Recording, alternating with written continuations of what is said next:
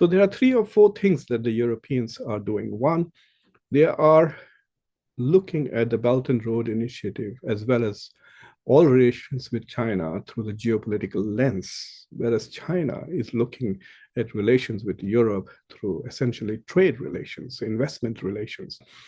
And that is where the disconnect is between Europe and China and the rest of the world, I think.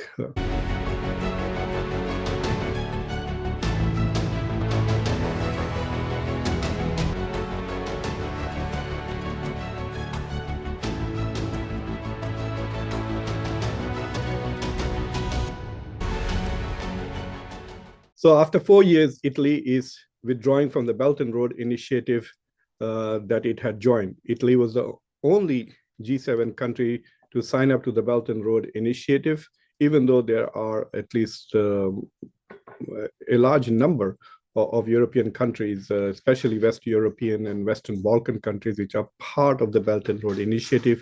But Italy was the only G7 country to be part of BRI, and now it has announced that it is withdrawing formally from this economic initiative of China. This comes a couple of days after the Euro-China summit, in which Europeans have expressed a lot of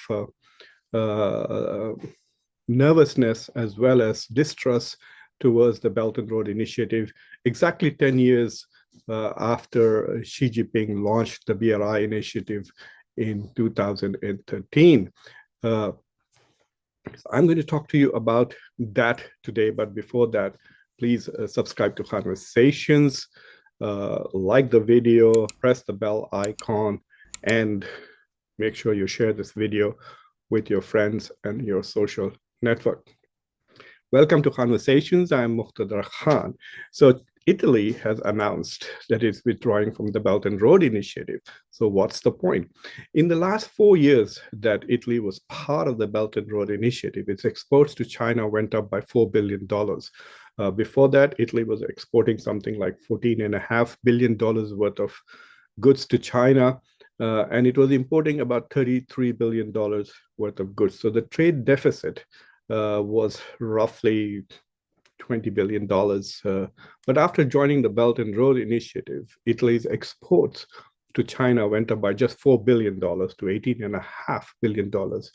But its imports from China have gone all the way up to $60 billion, nearly doubled.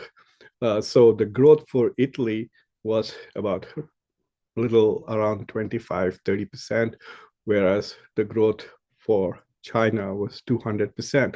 So now the deficit, trade deficit for Italy with regards to China after joining the Belt and Road Initiative is in the excess of $32 billion. So the Italians are looking at the French trade with Germany, with China, and Germany's trade with China, the two countries which have not signed are not part of the Belt and Road Initiative, who seem to have increased their exports to China, and they have also improved their trade balance with China. And so Italy is asking this question, that what is the point of being part of Belt and Road Initiative if you can have better trade relations with China by being outside the Belt and Road Initiative? So you not only have more autonomy, but you seem to have a better deal when it comes to trading, because you're now dealing with China not on China's terms, but you're dealing with China on your own terms. And so that is one of the more sophisticated logic that is our argument that has been provided for Italy's withdrawal from the Belt and Road Initiative, because now it wants to become part of, it wants to become like France. I see that Kismet has joined us and is enjoying the conversation as much as I hope you all are.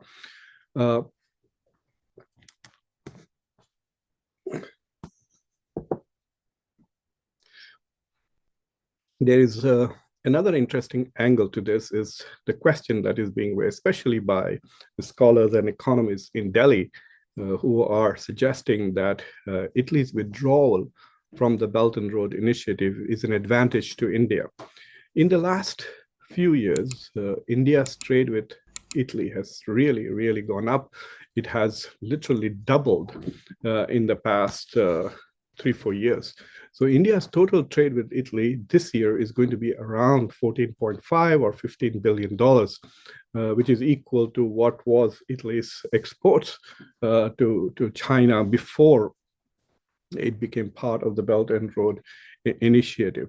So it is quite possible that some of the de-risking strategy, which is European focus on making sure that they are not that their supply chains are not only going just to China, that their dependency on manufacturing and raw materials from China alone is not something that keeps their economies hostage to China, but so they are seeking to diversify, and that diversification is increasingly leading them to India, to Delhi, where they are looking for more and more opportunities for investing in manufacturing in India, for trading with India, for getting raw materials and other supplies from India. So India is becoming the less riskier option to China.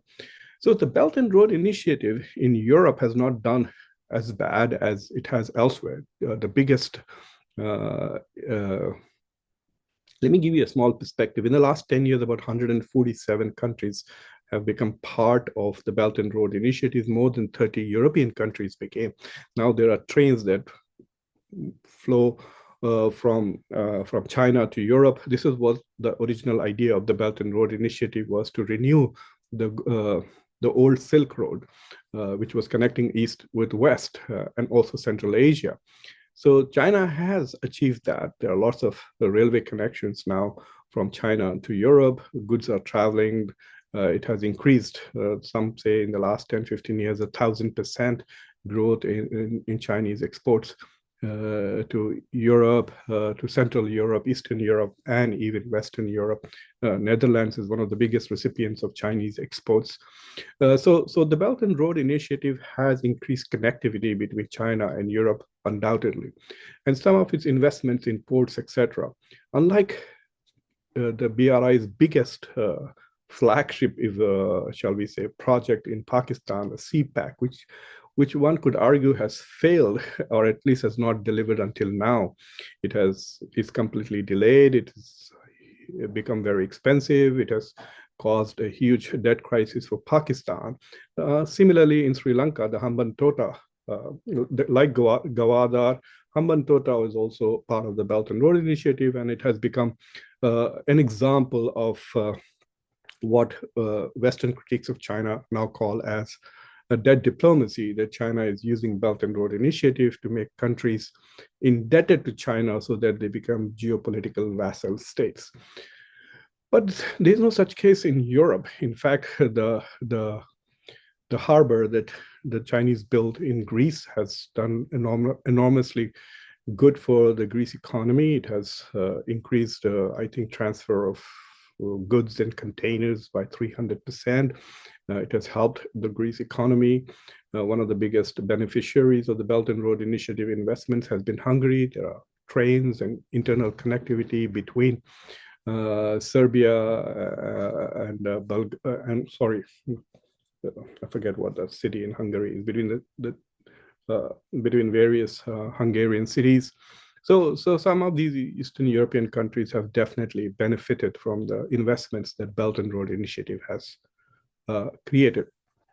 But what is changing is the geopolitics. So increasingly, the West is unhappy and angry and adversarial towards Xi Jinping's aggressive foreign policy. I think Xi Jinping and the Chinese diplomats are doing this strange two-part or compartmentalized approach. So, for example, the way China talks to India and says, look, we have $100 billion trade. It is good for China. It's good for India. We invest in India. We want to invest more in India. It's good for Indian economy, etc. So focus on this separately from what we do on the border. So we are going to try to steal your land in Ladakh and Kashmir. We're going to try and steal your land in Arunachal Pradesh. Don't connect the two. How is that possible? how is that possible? I mean, on several occasions, all of India's leadership has, including Dr. Jaishankar, has said this many times, that we cannot separate the two. If you're going to be aggressive on our border and you're going to threaten our sovereignty, we cannot continue to have normal relations with you. If you want to have normal relations with us in the economic sphere, you need to normalize our relations in the strategic geopolitical sphere too. China seems to think that those two things are separate, and so it can continue to have good economic relations with country while it is acting in an aggressive fashion. In East Asia, it has achieved that in some cases, like for example, with Philippines, it continues to bully Philippines Navy, etc., and then continues to invest in Philippines economy and have a very high level of trade with Philippines. But that's not possible with countries which are more self-confident, like India and of course Europe. So what has transpired at the European-China summit that ended just 2 or 3 days ago is that for three different reasons, the Europeans have expressed, shall we say, a distrust or unhappiness with China, and seem to be interested in lessening their connections to China and their dependency on China, rather than increase. While China wants to increase its exports, Europe is one of its most important exports. Europeans are more interested in reducing. So there are 3 or 4 things that the Europeans are doing. One, they are looking at the Belt and Road Initiative as well as all relations with China through the geopolitical lens, whereas China is looking at relations with Europe through essentially trade relations, investment relations. And that is where the disconnect is between Europe and China and the rest of the world, I think. So number one, the Europeans, after what happened during COVID, and also as a result of the Russian invasion of Ukraine, have become very sensitive to supply chains and dependencies. They don't want to depend on China for manufacturing. They don't want to depend on Russia for energy. So they're looking to diversify. And so they have come up with this idea that we will not decouple, but we will de-risk. And de-risk has 2 kinds of alternatives. One is what they call as friendshoring, that they rather invest in slightly more expensive supply lines, but to friendly countries, so there are no geopolitical challenges when it comes to maintaining the supply chain. And number 2 is China plus one. So while they recognize the dependency on China, they also want to add another alternative like India, Vietnam, Philippines, Mexico, so that they're not entirely dependent and held hostage by China's manufacturing capacity. So that's number 1. Number 2, the Europeans are very worried and concerned about the huge trade deficit they carry year after year after year. This year alone, the exports, European Union's exports to China are about $250 some billion, and their imports are over 450. So China is enjoying a $200 billion trade advantage over Europe. So the Europeans don't like this idea. What trade deficit tells the Europeans, when they just look at the numbers, and they say, look, China is exporting nearly $500 billion worth of goods to us, and we are exporting only $250 billion. So it's like 2:1. For every one item that we export to China, China is exporting 2 things to us. This is because our markets are open and free and accessible to China, and China is not opening their markets to us. So there is a kind of protectionism that China is exercising, which is creating this trade deficit. The Chinese, on the other hand, say that, wait a minute, most of the exports from China, it's like this, like you have say a French company that makes shoes, and it starts manufacturing those shoes in China rather than in France. And so the shoes become less expensive, and then it exports those shoes back to France. So it looks as if China is exporting those shoes back to France, but it's actually the French company which is bringing. It's like Apple. Apple builds its iPhones in China and brings them in large numbers to the US. So it looks as if China is exporting its goods to the US. But what is actually happening is Apple is moving its products from its warehouses and factories in China to its warehouses and factories and showrooms in the US where it's selling them. So the profit from this transaction goes to Apple, not to China. Of course, the manufacturing part is where China does make some profit, but the actual sales of the goods. So the Chinese are arguing and saying, yes, there is a trade advantage that we have, but that's because your companies are invested here and they're manufacturing here and they're making more profits. So the additional $200 billion in trade that or exports that China is doing, a lot of the share of that profit is actually going to European companies and not to China. So that is perhaps the reason why, while the governments are focusing more on geopolitics and they will go after China, the business companies, etc., who are making that profit are more inclined towards. That's why you see that in spite of all the anti-China talk, the trade with China is increasing. Investments in China also continue to be on a very high level. The third thing that the Chinese, that the Europeans are talking about, besides the trade deficit and de-risking, is they are trying to pressure China to use its influence on Russia to try and end the war in Ukraine. So basically what is happening is the Europeans and the US, India also, some of the major, shall we say, more confident countries when it comes to their foreign policy are tying trade and investments in China, trade with China and investments in China with geopolitics, whereas China wants to keep the two separately. So it's like saying that I want to play with you in the economic sphere, but I want to fight with you on the border issues. And let's not connect the two. And the rest of the world is saying, no, China, that's not how the world works. We will not play with you if you fight with us.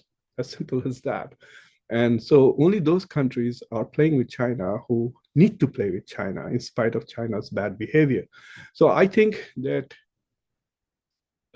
in the long run, I think that the Belt and Road Initiative could be a good idea, especially the banking side of it, where Europeans and even India is a founding member of the Asian Infrastructure Bank that the Chinese started.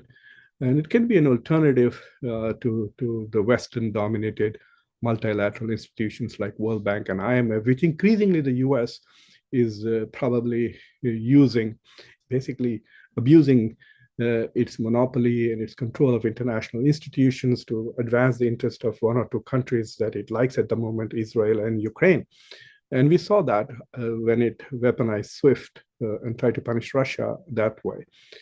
So it is important to have alternative institutions where countries who do not want to surrender their foreign policy autonomy to the US and the West can then at least continue to develop outside the Western sphere of influence. So I think that for that to happen, really, China will have to change its foreign policy. China should align its geopolitical ambitions with economic ambitions. The world has caught up with China. It is not going to let China continue to be enjoying economic ascendance while it is also being geopolitically aggressive. So if China wants to grow economically, if it wants the Belt and Road Initiative to succeed, which after 10 years has lost its luster, it's not as shiny as it used to be a few years ago. Many countries, even in Asia, Malaysia, for example, has withdrawn from several Belt and Road initiatives. I think they canceled up to $22 billion worth of Chinese potential investments in Malaysia. And even though Malaysia is so heavily dependent on China's investments and trade with China. So the Belt and Road Initiative has lost its luster primarily because of the China's new foreign policy, which is quite aggressive. And so I think that one of the biggest beneficiaries of China's misplaced aggressive foreign policy is indeed India. And you can see the rising importance of India in the Indo-Pacific framework.